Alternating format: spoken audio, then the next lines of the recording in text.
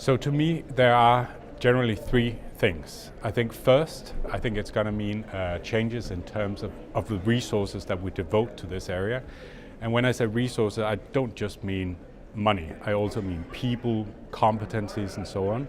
I think many of the people that are working in the area of model risk, I think that will be growing quite a bit over the next few years.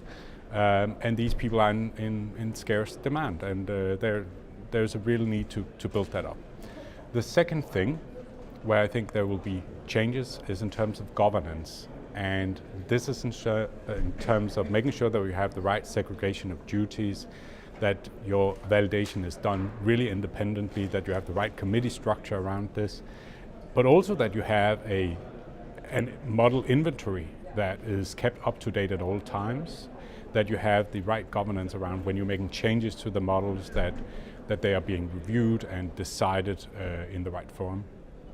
Then the third thing is around IT and data.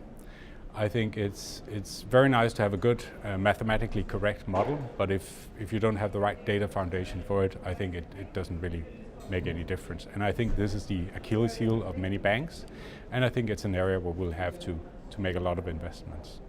So to me, bottom line, I think the development in Europe is right now going in the same direction that we have seen in the US. We are still some years behind what we've seen in the US, and I'm not sure we're going to go there to the full extent, but I think it's definitely the direction where there's much stricter governance, much stricter requirements around our models going forward.